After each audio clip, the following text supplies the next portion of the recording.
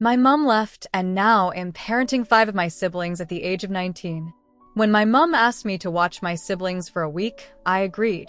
That was supposed to be 2 days before Christmas. Now, here I am, almost 9 weeks later, still taking care of the kids while my mom is nowhere to be seen. She left me a text 12 hours after walking out the door, saying she'd be gone for a week and asking me to handle everything in her absence. Since then, I've only heard from her 3 times. Each time, she's been vague about her return, insisting she's not coming back anytime soon. She just keeps sending money. I'm 19, looking after my siblings, who are 16, 13, 12, 9, and 7.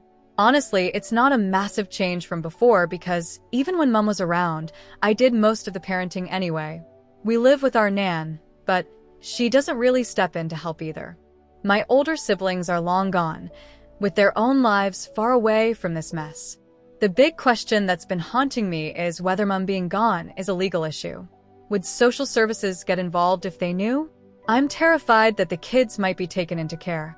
I've been there myself, and I wouldn't wish it on anyone, let alone my siblings. That fear has kept me from saying anything to anyone in real life. After weeks of uncertainty, I finally confronted my mom over the phone. I told her she needs to give me legal custody of the kids since she clearly has no intention of coming back. At first, she argued, and we went back and forth for about an hour. Eventually, when I said I'd have no choice but to call the police if she didn't step up, she reluctantly agreed. Before making that call, I spoke with a lawyer to explore my options. It turns out I can pursue legal guardianship through a parenting order, which would go through the courts. That's the outcome I want, and it's a relief to know it's a real possibility. My 22-year-old brother has also stepped up and said he'll move back home to help on the condition that Mom doesn't return. He refuses to live under the same roof as her.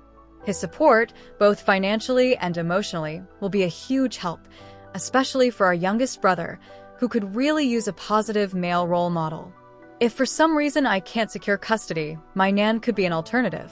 Realistically, though, Mom is unlikely to regain custody unless she suddenly decides to care, a scenario I'd bet my life will never happen.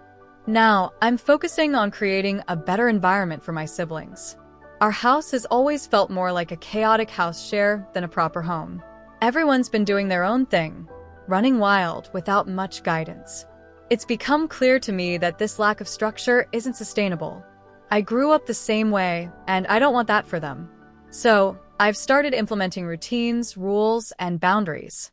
For the youngest two, I've introduced a bath and bedtime schedule, which they're slowly adjusting to. For the teenagers, I've set a curfew. For instance, the 12-year-old used to disappear on a skateboard and come back at 10 p.m. on school nights. That's not happening anymore. I've also made changes to their diet. They were used to eating junk food all the time, and while the transition to healthier meals hasn't been easy, we've made a lot of progress. I know I have a long way to go. I don't have any real parenting experience or role models to learn from. Honestly, I feel like I'm fumbling through this. I'm thinking about getting some parenting books to help me figure things out. My siblings deserve better than the chaotic upbringing we've all had, and I'm determined to give them that. If anyone has advice on how to enforce rules effectively or parent in general, I'd really appreciate it.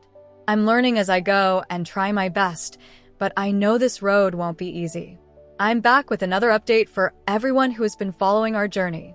It's hard to believe it's been over 3 months now since this all began. A lot has happened, and we're finally starting to feel like things might be falling into place. We applied for kinship care, and I'm happy to say we've received provisional approval. The home inspection and interviews have gone well, and there are just a few more steps to complete. It's looking very promising. We even got our first payment, which has been a huge relief. It's allowed us to do more than just survive. We can actually start making positive changes.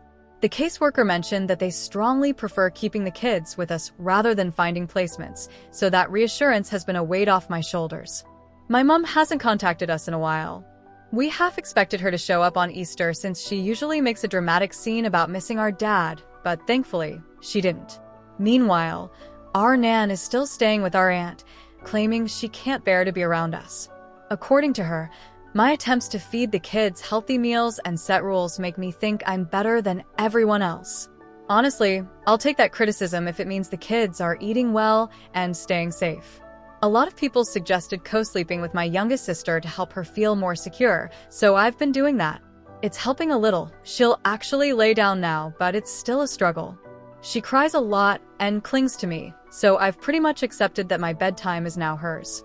It's not all bad, though. I use the quiet time to look up parenting tips and read online while waiting for her to calm down.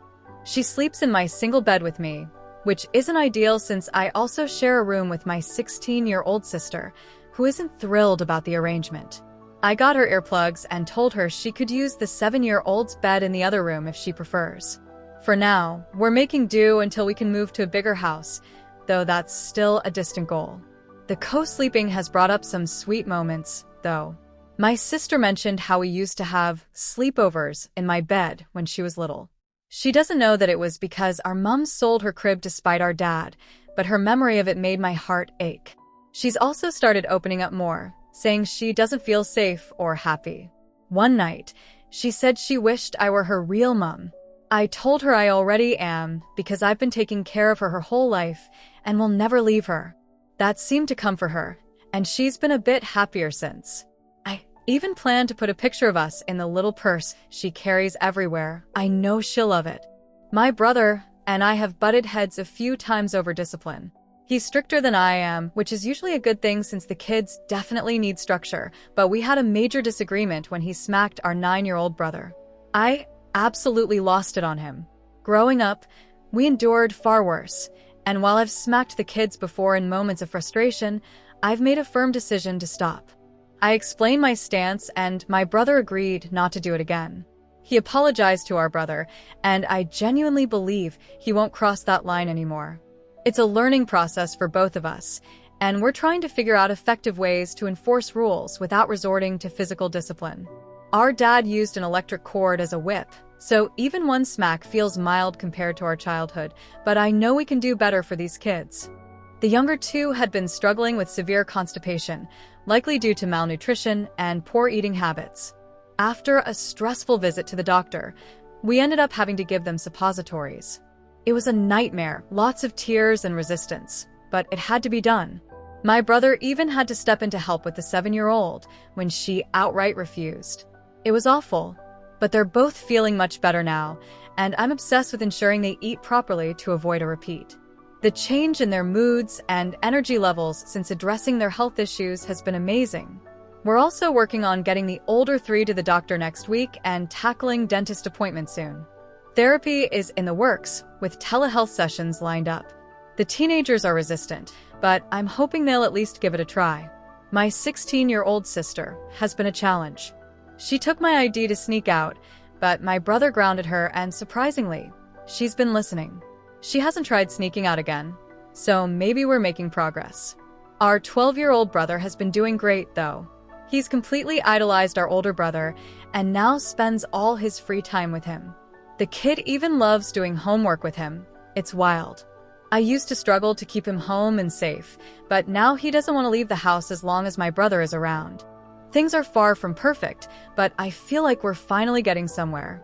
The kids are adapting, and I'm learning as I go. I've been talking to them as much as I can, explaining what's going on and reassuring them that we're not going anywhere. They seem to trust that we'll stick around, and that cooperation is all I can ask for right now. Thank you to everyone who's been so supportive.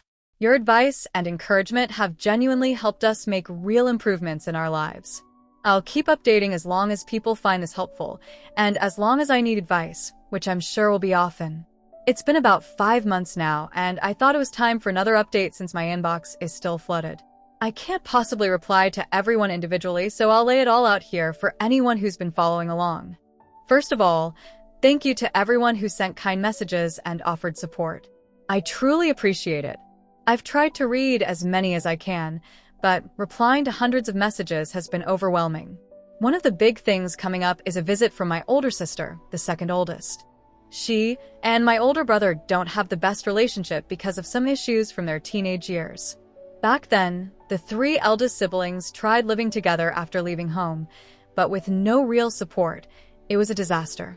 I've told them both that if they can't get along, she'll have to leave, This house doesn't need any extra drama, and my brother has enough on his plate being a parent. She says she just wants to help and doesn't plan to cause trouble, but honestly, I'm dreading it a little. I haven't seen her in years, and while I hope she's changed, part of me still remembers the chaos from before. We've started making plans to move to Western Australia. My brother has been wanting to leave our town for ages. He gets anxious about our parents showing up here and doesn't like me being home alone when he's not around. His job will help with the relocation, and we've confirmed that the kinship care arrangements for the kids can transfer. Knowing that, I'm finally on board with the idea. It won't happen right away, but we're aiming for the end of the year. Financially, we're doing pretty well. Between kinship care payments, our wages, and support from my older sisters, we've been able to save a bit. For Mother's Day, I managed to get each of the kids a small present, which cheered them up a lot. They don't have many toys, so even little things like Lego and Barbies have made a big difference. The younger ones are now spending more time playing inside instead of running wild outdoors, which is a nice change. The 7-year-old has been sleeping better with the occasional help of melatonin. I don't give it to her every night, but when I do, it feels like a mini vacation. On those nights, I actually get to sleep, even if she wakes up a little cranky. The other nights are more of a challenge, either keeping her downstairs and hoping she dozes off on one of us, or going through the whole bedtime routine of tears and repeated storybooks. Still, she's improving at school now that she's getting more rest and eating better. As for the others, the 9 and 13-year-olds have started telehealth therapy. The 7-year-old won't talk to the therapist, so she's getting help indirectly through me. The 12-year-old isn't a fan either, so my brother is learning techniques to help him. The 16-year-old flat out refuses, which I expected, but I'm trying to support her in other ways. Recently, I managed to have some one-on-one time with her, and she was much more open. She even thanked me for taking care of them on Mother's Day. Their diet has improved, too. We're working past years of bad habits, ramen and chicken nuggets being staples, and now they're eating more balanced meals with at least one fruit or vegetable daily. Pasta bake has become a favorite around here, replacing ramen as the go-to meal. My brother experiments with dishes like curry, but the kids aren't big fans yet. Chicken and potatoes are usually a safer bet. Mother's Day was a mixed bag. The 7-year-old kept going outside early in the morning to check if Mom was coming down the road, which was heartbreaking. She's also been crying about our dad lately, though she can't explain why beyond being worried about him. Meanwhile, the 9-year-old gets frustrated with her for crying and reminds her that he's not a good person. She's also very protective of me and my brother, constantly trying to police the other kids' behavior to make sure we don't get fed up and leave. I reassure her we're not going anywhere, but her concerns break my heart. One of my older sisters has been a lot to handle emotionally. She wants to rehash all our shared trauma constantly, but I don't have the time or energy for that. She messaged me asking me to visit her without the kids, but I can't leave them, not even for a few days. They're already insecure about me leaving for good, and I won't add to that stress. She's also accused me of babying them, but I'm just treating them like kids should be treated. It's frustrating and a little upsetting because I wish she could meet and love the 7-year-old the way I do. Our grandma is still staying with my aunt and hasn't been much help. She recently suggested letting my cousin move in here because he's been kicked out by his girlfriend. But he's a creep and a drug addict, so that's a hard no for me. No way am I letting him near the kids. Therapy is in progress for the kids, and moving to WA feels like a light at the end of the tunnel. While things are far from perfect, we're finding our rhythm as a family. The kids are starting to heal, and despite everything, we're making it work. I still have my moments of frustration and exhaustion, but seeing the kids happier and healthier reminds me why I'm doing all this. My sister, the second oldest in our family, is visiting. She's 23 now and has been staying with us for the past few days. When we made arrangements for her arrival, I specifically asked her to come in the evening after the younger kids were asleep. I anticipated that her arrival might be overwhelming and emotional, and I was right. When she showed up, she was visibly shaking. If the little ones had been awake, they would have been confused and possibly frightened, so I'm glad we planned it that way. The first evening wasn't promising. She was a complete mess and even doubted whether she could stay. I was bracing myself for a disaster. But after a good night's sleep, she woke up much calmer and seemed more composed. She only got emotional when meeting the younger kids, which made sense since she hadn't seen them in years. Since then, things have been going surprisingly well. Honestly, it's been better than I expected, and I feel a little guilty for dreading her visit so much. She's changed a lot since her teenage years. Less dramatic, more grounded. I used to think her lack of maternal instincts was a bad thing, but it turns out it's been great. She's connecting with the kids as a sister, not as some extra parent, and that's made her presence feel more natural. The 16-year-old gets along well with her because they're so alike in personality. She's thrilled to have another adult to talk to, someone who isn't me or Matt. I'll call my brother this name so it's easier to follow. The 13-year-old, who's been incredibly clingy lately, has latched onto my sister instead of me for a change. It's been a nice break. The 12-year-old isn't impressed. She complained that my sister stinks, referring to her perfume, of course. The 9-year-old is curious and full of questions. Why my sister's here, when she's leaving, and whether she'll visit again. When she's not overthinking, she's having fun getting her hair styled by my sister. The 7-year-old only has eyes for me. She's thrilled when the older kids are occupied with my sister because it means she gets me all to herself. That said, she warmed up briefly when she needed someone to let her out of timeout and teamed up with my sister for about 10 minutes before switching back to her usual loyalty to me. I've managed to carve out some one-on-one time with her, which has been good. We've talked through some family issues, particularly things involving my dad. She's doing well for herself, though she still has her share of struggles. She mentioned how much guilt our oldest sister carries about leaving and how she had expected me to follow her when I turned 16. Hearing that was tough. It's clear our oldest sister hasn't been able to process why I stayed when she couldn't. I'll definitely try to support her, but I have to set boundaries. I can't let myself become her therapist. Matt and my sister are getting along better than I expected. They're not exactly best friends, but they're civil, which is a big improvement from a few years ago. Back then, they couldn't even be in the same room without tension. It seems like they've both worked through some guilt and resentment. My sister admitted she felt no obligation to care about the rest of us when she left, which caused friction with our oldest sister and Matt. While that might seem selfish, it's probably what saved her from spiraling like the rest of us. My grandmother is still a major source of stress. She constantly nags me about having my cousin move in and threatens to kick us out, even though she assured our caseworker that we could stay as long as needed. I try not to let her get to me, but my patience is wearing thin. On top of that, my mom has started demanding photos of my 12-year-old brother. I suspect she's trying to impress my dad with how much he looks like him. It's infuriating because she's never cared about her kids unless it served her agenda. I refused and told her off. It's pathetic that she doesn't even have photos of her own child. The youngest kids have also stirred up some complex emotions. My 7-year-old has started calling me Mummy, which has been bittersweet. On one hand, I'm glad she feels safe enough to see me that way. On the other, it's a stark reminder that I'm not just a temporary guardian. I'm all they have now. The 9-year-old has been emotional about it too. She wants to call me Mum, but feels conflicted, which has led to some tearful moments. I've reassured her that she can call me whatever she wants, and it won't change how much I care for her. Matt has been amazing with the kids. He's doing his best not to repeat the abusive patterns we grew up with. He's even stopped smacking them entirely after we had a big argument about it. It's impressive, given the violence we experienced as kids. He's also much more patient than I am. One night, the 7-year-old headbutted him by accident during a tantrum, and while I panicked, expecting an outburst, he just sat on the floor holding his nose until he calmed down. Moments like that have helped me trust him more as a co-parent. We've had to experiment with different approaches for each child.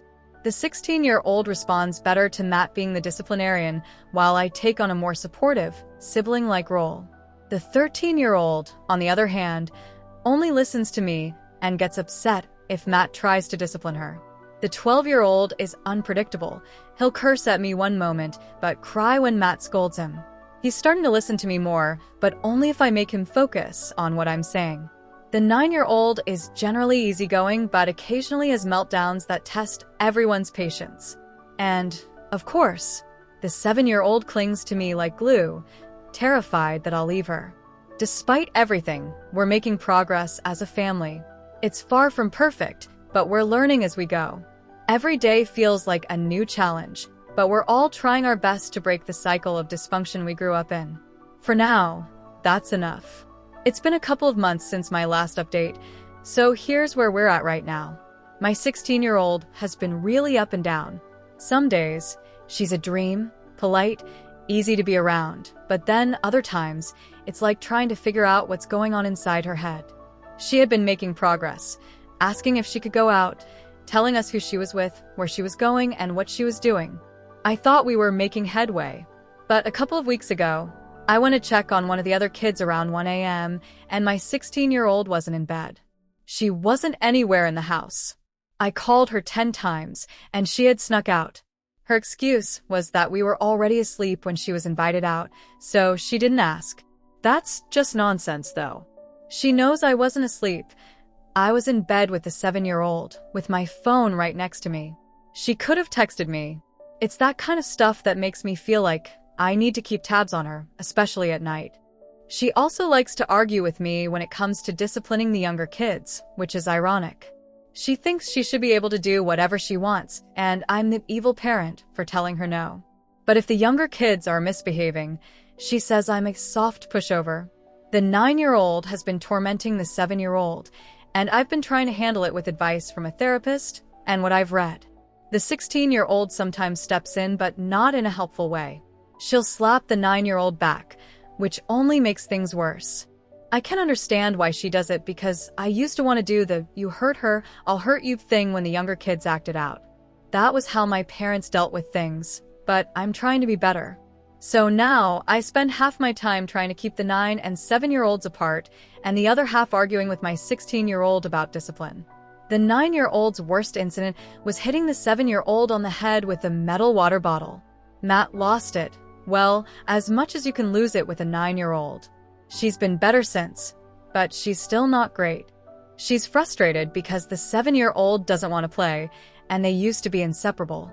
Now, the 9-year-old tries to discipline the 7-year-old when she has meltdowns or talks about our dad. The 7-year-old is my shadow, and because she doesn't sleep well, she's always tired and grumpy. That makes her hard to be around, and the 9-year-old gets mad. I tried to push the 7-year-old to play, but that always ended in tears because she wouldn't engage. Now, I'm letting her be. If she's happy sticking to me, then I'm okay with that. For context, the 7-year-old is so attached that when I wasn't in the same room with her for about 10 minutes recently, I started to worry.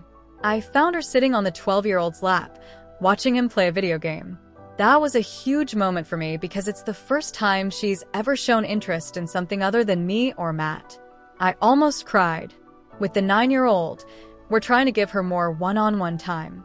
She really needs it, but it's tough to fit into everything else. Matt has more time to spend with her, but she wants me. I usually get about 20 minutes with her in the evenings, but between the other kids and the 7-year-old's neediness, it's not exactly quality time. The 13-year-old and 12-year-old are pretty easy to manage compared to the others. The 13-year-old does have moments of acting like the 16-year-old, which is a pain, but overall, she's good. A little attitude here, and there is no big deal for me. I don't mind if she's being sassy, as long as she's not sneaking out of her bedroom at night. We did have a little conflict when she wanted to sleep over at her friend's house, and I said no because I don't trust the dad, but she got over it. The 12-year-old just wants his big brother's approval, so he's been behaving. He hasn't told me to go F***K myself in ages, which is great because Matt is the respect police and doesn't tolerate any of that. Matt has been dealing with all the moving stuff. We're hoping to move by the end of the year. I'm not really involved because I've been too busy, and Matt knows more about it. I told him to take care of the work, house, and school stuff and just fill me in as needed. I've reduced my hours at work because it was too overwhelming, and it's been easier since. Our sister, number 2, has said she might move with us to help out, which would be amazing. Having 3 adults in the house would definitely make things easier, but we'll see if it actually works out. As for family updates, I haven't heard from my mom, and my nan is still living with our aunt. My oldest sister still sends money and checks in every now and then, but I had to tell her I can't handle the constant trauma talk right now. A lot of people have been messaging me about the 7-year-old's muslin cloths. They're her lovies, and she treats them like dolls. Each one has a name and personality, and she makes them interact with each other, drawing faces on them. She's really attached, and if I wash them, she thinks I'm drowning them. If I put them inside a teddy, I'm suffocating them. It's kind of hilarious, but at the same time, it's important to her. I'm trying to find a way to help her focus on something else, but she's had these cloths for so long that it's hard to let go. Honestly, it's one of the least of my worries, but I do have to deal with it. Finding missing cloths is a pain, but it's not the worst thing. And then, the big update. My mom had another baby, a girl. I don't know why it shocked me so much. I literally thought through this exact scenario in my head every day. But still, it hit me hard. I was on the verge of losing it for a couple of days. I think it's a mix of knowing that either way, this situation is going to mess me up, and also just being angry at my mom for being so irresponsible. If we take her in, I'll be raising a newborn again from scratch, and if we don't, I'll torture myself wondering if she's okay. At first, we were going to say no and let the baby go straight to foster care or adoption. But now, she's in the hospital with meningitis, and after days of stressing out and talking with everyone, I'm heading down to be with her. I can't handle the thought of her being alone. The information has been patchy, but from what I've heard, my mom probably got pregnant in late January, which means the baby's preemie. I had a feeling when my mom left at Christmas that she was with my dad. I don't think she's still with him, though. She usually plays happy families with the new baby if my dad's around. My mom carries strep B, so this isn't the first time she's had a newborn with serious issues. I'm really mad at her for not telling me she was pregnant and coming home to have the baby. If she had, I would have made sure she got the proper medical care. Right now, I'm leaving Matt with the kids and hoping everything will be okay. It didn't go over well with the 7-year-old. The 16-year-old has been a totally different person since we found out about the baby. She's been super helpful and keeps messaging me that everything's fine at home and that she wants me to bring the baby home with me. She's the only one who knows about the baby. The others think I'm just helping our sister with something. I'm not sure what to do. I keep imagining letting the baby go live with strangers, and that thought sends me into a panic. I've been through foster care myself, and it was horrible. I know it would be different for a baby, but I can't stand the thought of her being with people who might not love her. I know I can love her, and she'll be safe with us, but I'm also worried about adding another kid to the house. What if she ends up with amazing adoptive parents and has an incredible life? I can't help but wonder what's best for her. The caseworker said it's a priority to keep the baby with family, and it sounds like we could take her in if we want to. But I don't want to commit to something and then realize I can't handle it. A baby is a lot, and it's different from having older kids. But I've done it before, so maybe I can do it again. Matt suggests we bring her home and see how it goes, kind of as a temporary thing. But I can't just agree to that. I don't want to treat her like a pet cat or fish we bring home and see how it goes. This decision is huge, and I need to be absolutely sure it's the right one. The thing is, I'll get so attached and she will too. And that's not fair. What if it turns out that having this many kids is just impossible? Then what do we do? I mean, I guess nothing is really impossible, right? But still, the thought of it just makes me anxious. I hate the idea of giving her to strangers. I know it's probably what's best for her in some cases, but I can't help but imagine all the what-ifs. Like, what if she's lonely or no one loves her? Or if she has no one to play with? What if she's hungry or needs comfort?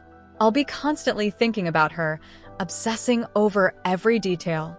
It feels like torture, and I don't know how people can just give a kid away. She's not even mine, but in my heart, it feels like she is. I want to keep her with me, but what if I can't? Financially, we can make it work. We get decent money for kinship care, and between us, we can support the family. When we move, hopefully before Christmas, there will be 3 adults in the house. Our older sister is moving in, plus 16 will be 17 by then. By the end of February, all the kids will have had their birthdays, 14, 13, 10, and 8. They're becoming more independent, and then suddenly, bam, a newborn. I'm overwhelmed just thinking about it. My oldest sister thinks we should just go ahead and adopt her out, while everyone else wants to try to keep her. I feel like I need a crystal ball to know what the right choice is, to see how everything will play out, so I can decide without regret. The thought of regretting this decision for the rest of my life is stressing me out so much. I'm not really looking for advice, to be honest. I don't want to leave such a huge decision to Reddit. It just feels wrong. I want this to be the right choice for us, made with the caseworkers. I'm just rambling because it's an 8-hour journey, and I need to stop spamming Matt and my sisters with my constant thoughts. But yeah, for everyone who was messaging me about how my mom will have another one, well, you called it, I guess.